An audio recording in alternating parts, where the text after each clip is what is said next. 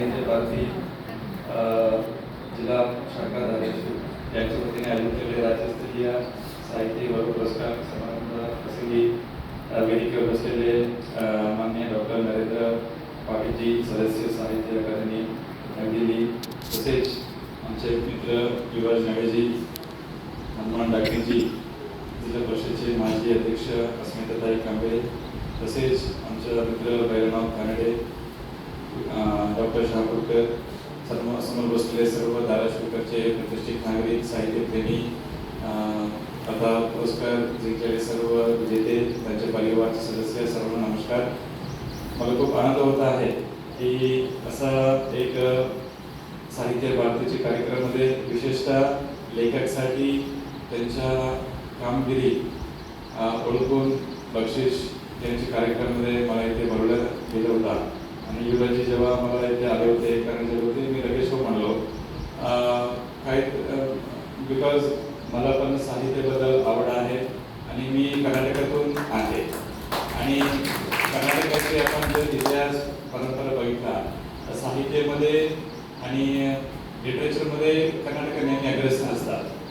आणि आपल्या भारतामध्ये जे उत्कृष्ट जे जसा civilian highest civilian award Bharat Ratna आहे, तसेच लिटरेचरसाठी साहित्यासाठी ज्ञानपीठ अवॉर्ड आहे. म्हणजे सर्वात जास्त ज्ञानपीठ कर्नाटकाने जिंकलेली आहे. असा आहे, कुवेंपू आहे, शिवराम कारंत आहे, डॉक्टर बेंद्रे आहे, गोखक आहे, अडिगा आहे. सो मला खूप नेहमी अभिमान वाटते की मी जिथे पण साहित्याची वेदिकेवर जिंकला तर मी सांगत असतो की कर्नाटकाला सर्वात जास्त हे मिळालेलं आहे. आणि याच्यामध्ये बऱ्याचशे जे ज्ञानपीठ विजेते आहे त्यांचं मातृभाषा आहे मराठी, बट त्यांनी लिहिलेले आहे कन्नडमध्ये. म्हणजे त्याला ज्ञानपीठ अवॉर्ड मिळालेले आहे कन्नडासाठी. बट आता डॉक्टर बेंद्रे आहे धारवाडमध्ये, हो खूपच प्रॉपर कन्नडी आहे. पण डॉक्टर बेंद्रे आहे हुबळी धारवाडमध्ये, ते राहत असतात. म्हणजे त्यांच्या मदर टंग घरी ते मराठी बोलतात, पण त्यांनी सगळं लिहिलेले पुस्तका कवी सगळं आहे कन्नडमध्ये आहे. तसेच विक्रू गोकाक बेळगाव गोकाक तिकडे मूळचे आहे, त्यांचे पण मराठी आहे, पण दिले आहे सर्व पुस्तकांमध्ये. म्हणजे असं एक जसं आता डॉक्टर पाटील सरांनी खूप चांगला सुंदर त्यांनी भाषण केली आहे.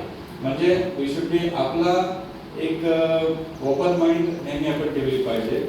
म्हणजे माझंच मत आहे या माझ्या भाषा आहे, माझी संस्कृती आहे, हे उत्कृष्ट आहे, म्हणजे त्याच्याबद्दल 100% अभिमान असलाच पाहिजे.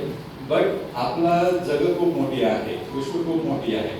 प्रत्येक कानाकोपऱ्यातून एक ना कोणीतरी सुंदर विषय वस्तू तुम्हाला पाहायला अनुभव करायला मिळतात. म्हणजे असं पण सांगतात की कौटिल्य आहे, त्याने असं सांगितलं की तुम्हाला एखादा कचऱ्यामध्ये जर तुम्हाला सोनं आढळून आला तुम्ही शिकू शकता. म्हणजे एखादा गरीब परिवारातून घरातून एखादा चांगला मुलगी मिळाली, सो म्हणजे लग्नाला सो ऍक्सेप्ट होऊ शकते. अशा प्रकारचे म्हणजे ओपन माइंडेड अप्रोच आपण नेहमी ठेवली पाहिजे. आणि असं असताना बट अल्टिमेटली आपला रूट्स आहे ते कधी विसरलं नाही पाहिजे, ही सांगायला म्हणजे खूप मला योग्य वाटते. आणि विशेषतः आपण जे साहित्य या लेखन लिहित असतो म्हणजे एक माध्यम आहे, अभिव्यक्तीचे एक माध्यम आहे. म्हणजे क्रिएटिव्हिटी इज पर्सनॅलिटी. म्हणजे कोणी लेखन मार्फत, कोणी पुस्तक, कोणी कादंबरी म्हणून लिहितात, कोणी कवी म्हणजे कविता मार्फत त्यांचे जे भावना व्यक्त करतात, कोणी गायन याच्यामध्ये व्यक्त करतात, गझल याच्यातून व्यक्त करतात, कोणी सिनेमा याच्यातून म्युझिकतून व्यक्त करत असतात. हे सगळे आपला अभिव्यक्ती, आपला भावना आहे, एक्सप्रेशन्स आहे, हे व्यक्त करण्याचे एक माध्यम आहे. आणि असं करताना ही जे आपण जे व्यक्त करतो म्हणजे प्रत्येक व्यक्ती युनिक आहे, प्रत्येकाचे अनुभव वेगवेगळा आहे. म्हणजे आपला अब्सोल्यूट रिअलिटी आहे ते खूप म्हणजे एवढं डायव्हर्स आहे, एवढं कॉम्प्लिकेटेड आहे.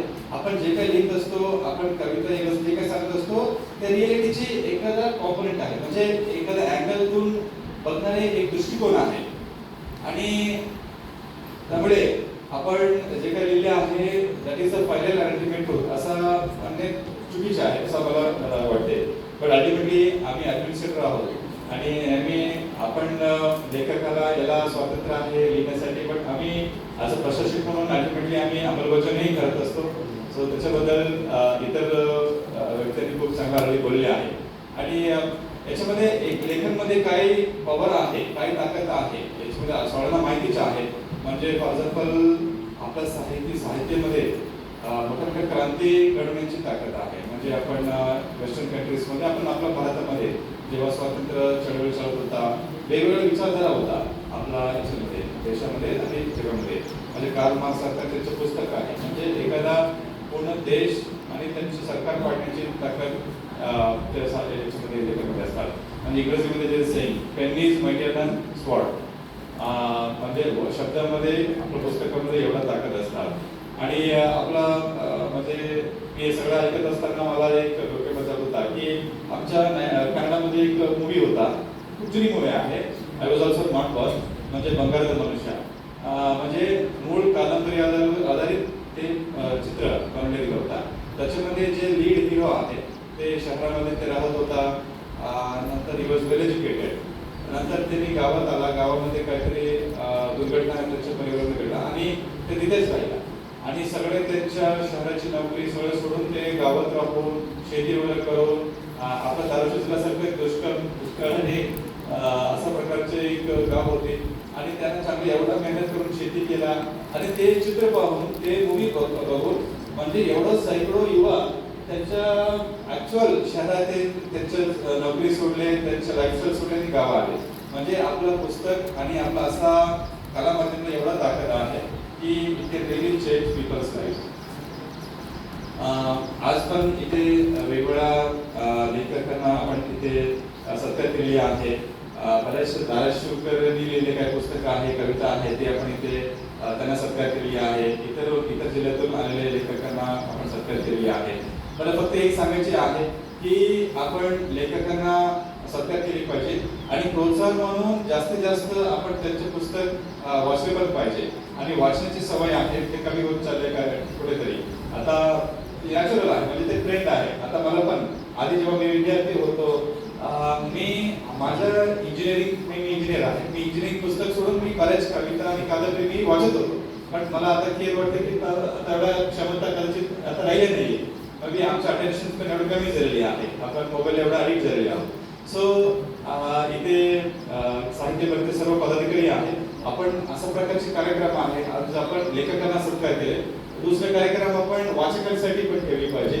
आपण एखादा पुस्तक आपण जाहीर करून त्यांच्या नागरिकांनी वाचून इथे येऊन त्यांचे जे विश्लेषण आहे मला ते नियुक्त केली पाहिजे, जेणेकरून आपल्या लेखकांना पण प्रोत्साहन जास्तीत जास्त मिळतात आणि वाचकांमध्ये पण असं एक सवय निर्माण होणार आहे. आणि आता डॉक्टर फाटकजावरी पण खूप चांगला तरी उपक्रम साहित्य अकादमी मार्फत त्यांनी इथे मांडलेलेच आहे.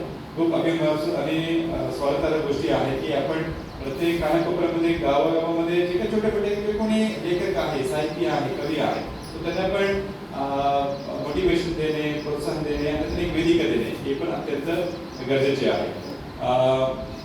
मी जास्त तुमचा वेळ घेणार नाही आहे. ऑलरेडी इथे सर्वांचे सत्कार झालेली आहे आणि या कार्यक्रमात केल्याबद्दल मी साहित्य भारतीचे कानडेजीला, युवराज नळेजी आणि त्यांच्या पूर्ण टीमला मनापासून शुभेच्छा अभिनंदन देतो. आणि इव्हन आता फॉर एक्झाम्पल भैरवनाथ कानडेजींनी लिहिलेले जे पुस्तक आहे हे महाराष्ट्र शासनामार्फत पुरस्कृत आणि स्पॉन्सर केलेले पुस्तक आहे. आता महाराष्ट्र शासनाने पण असा एक बरेच वर्ष झाला की युवा साहित्यिकांना त्यांनी लिहिलेले पुस्तक आहे ते सिलेक्ट करून त्याचं प्रकाशन आहे, त्याचे खर्च स्वतः शासन उचलत आहे. ही पण एक वेलकम इनिशिएटिव्ह आहे. याचा फायदा जास्तीत जास्त युवकांनी घेतले पाहिजे असा मी इथल्या वरिष्ठ मंडळीला मी रिक्वेस्ट करतो. आणि आपण पण इथे जिल्हा प्रशासन आम्ही नेहमी अशा प्रकारच्या चांगल्या कार्यक्रमाला नेहमी आपण पॉझिटिव्ह असतो, ओपन असतो. इव्हन ग्रामपंचायत आम्ही जायला तयार आहे, तरी आम्ही ना म्हणत नाही, बट अल्टिमेटली आमच्या प्रशासकीय जे कार्यक्रम आहेत, प्रायोरिटीज आहेत त्यावर अवलंबून असतात. आणि इथे माझे अध्यक्ष अस्मिताताईंनी पण प्रत्येक आता त्यांनी आपल्या धाराशिव जिल्ह्याने आपलं जे धाराशिवची संकल्पना त्यांनी काही दिवसापूर्वी त्यांनी हाताने नाती घेतले. 7 ते 9 पर्यंत मोबाईल आणि TV बंदी आणि पुस्तक आणि आपलं पाठ्य पुस्तक आणि वेगळं असं पुस्तक वाचणे ही एकदम खूप स्तुत्य उपक्रम आहे. आणि इथे उपस्थित सर्वांना आम्ही आवाहन करू इच्छितो की प्रशासन वतीने पण आपण पण ही मेसेज आहे, संदेश आहे इतरांपर्यंत पोहोचवावी आणि चांगल्या कार्यक्रमाला आपण नेहमी साथ दिली पाहिजे. क्रिटिसिझम असतात पण अल्टिमेटली आपल्याला कधी न कसता आपल्याला पुढे असं सकारात्मक कार्यक्रमाला आपल्याला पाठिंबा देणे आमची सर्वांची जबाबदारी आहे. तसेच प्रत्येक जिल्हा अध्यक्ष मॅडमने पण परवा ते मला व्यक्त करत होते की त्यांना प्रत्येक गावामध्ये लायब्ररी हे करायची आहे. तसं पण प्रत्येक गावामध्ये म्हणजे बऱ्याच आपल्या लायब्ररीज आहे. तर डिस्ट्रिक्ट लायब्ररी ऑफिसर परवा सांगतो की 200 पेक्षा जास्त वाचनालय आपल्या जिल्ह्यामध्ये आहे. काय वाचनालय चांगल्या कंडिशनमध्ये असतात, काही वाचनालयाला थोडंसं वाईट कंडिशनमध्ये असतात.